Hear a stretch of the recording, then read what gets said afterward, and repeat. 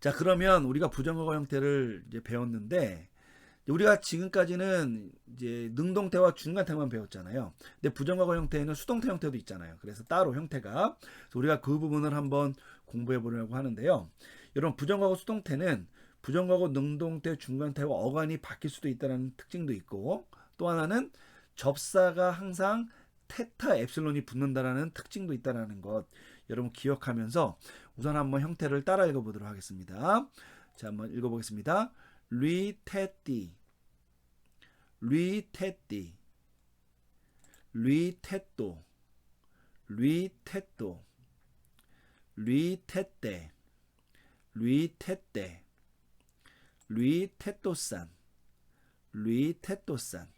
여러분, 요 리오 동사와 관련되어 있는 이 리테띠로 시작하는 이 단어는 현재어간과 부정과거 수동태 어간이 외형으로 동일하기 때문에 한번 우리가 제시했는데요. 사실은 우리 람바노에서 온 이 램프라는 이 어간, 얘는 어간이 완전히 바뀌었지만 사실은 어미는 동일하게 사용한다는 점 여러분 염두에 두면서 한번 따라해 보도록 하겠습니다. 램프테띠, 램프테띠, 램프테또, 램프테또, 램프테떼, 램프테떼, 램프테또산, 램프테또산. 여러분, 얘를 잘 보면요. 어떻게 되어 있냐면 각각의 부정과거 수동태 어간에다가 아까도 몇 번 말씀드렸던 요 접사 테타. 여러분 요거는 어디에도 붙이냐면 직설법에도 붙잖아요. 이렇게 테타에 자, 여러분 여기까지 만들었으면 얘가 부정과거 수동태인지를 우리가 알 수 있겠죠. 거기다가 어미를 붙이는데 단수 2인칭은 테띠 해서 띠를 그냥 독립적으로 붙였고 나머지는 에또, 에떼, 에또산 붙여서 한번 읽어볼게요. 테또, 테떼, 테또산 이렇게 재활용해서 만든다는 거예요. 여기서 다만 이제 주의할 것은 뭐냐면 수동태 형태지만 어미를 재활용할 때에는 능동태형을 사용했다라는 건데요. 여러분 이거는 직설법에서도 마찬가지죠. 예를 들면 LU10 그러면 이게 어미를 미완료 어미를 재활용한 건데 중간태 어미를 재활용하지 않고 능동태 어미를 재활용했죠. 여러분 이렇게 수동태 형태인데 능동태 어미를 재활용할 수 있는 이유가 뭘까? 이거는 있잖아요. 재활용되는 어미의 일반적인 1차적인 기능이 수와 인칭을 나타내는 게 기능이지 이것이 뭐 다른 것을 나타내는데 큰 의미가 있는 게 아닌 것 같아요.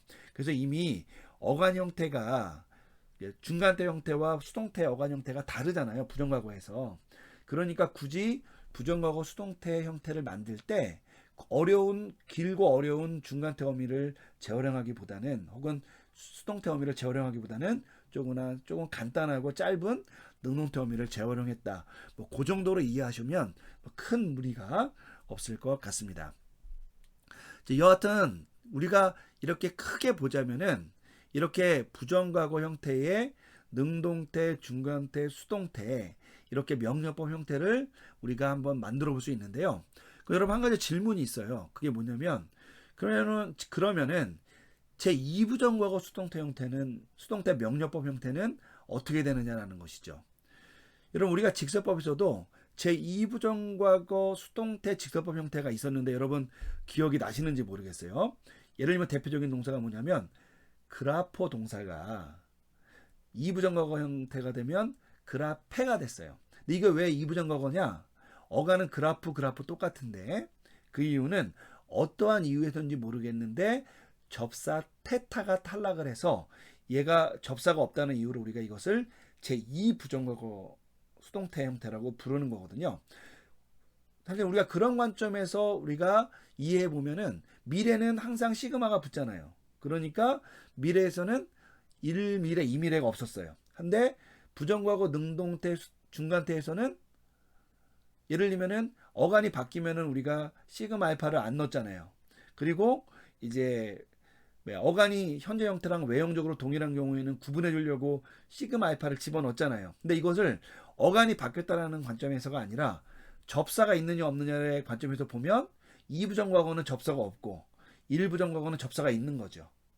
그러니까 어간이 어떻게 되느냐와 상관없이 접사가 있으면 무조건 1 부정과거예요. 그래서 미래는 2 부정과거가 이 미래가 없는 거예요. 하지만 어간이 안 바뀌더라도 예를 들면 어간이 안 바뀌더라도 그라퍼 동사 같이 어간이 안 바뀌더라도 어떠한 이유에서인지 접사가 탈락될 경우에는 이 경우에는 우리가 그냥 이 부정과거 수동태형이라고 부르는 게 맞다는 겁니다. 자, 우리가 이 사실을 좀 염두에 두면서 우리가 그 이 부정과거 수동태형들도 한번 따라 읽어보고 넘어가겠습니다. 얘는 그냥 테타가 없다라는 것 그 차이만 있을 뿐이기 때문에 우리가 크게 염두에 두지 않고 그 형태만 한번 보고 넘어가도록 하겠습니다. 자, 한번 따라 읽어보겠습니다. 그라페띠, 그라페띠, 그라페토, 그라페토, 그라페떼, 그라페떼, 그라페토산, 그라페토산. 자, 어쨌든 이 경우에는 현재 어간과 기본형 어간과 부정과거 수동태 어간이 동일했죠. 자, 그런데 우리 요 옆에 있는 단어 있잖아요. 요 단어 스페이로 동사에서 온 건데요. 이 부정과거 수동태 명령형을 보면은 어간이 바뀌었으면서 동시에 테타도 탈락해서 이제 이 부정과거 수동태 명령 형태가 됐다라는 것을 우리가 볼 수가 있습니다. 한번 따라해 보겠습니다.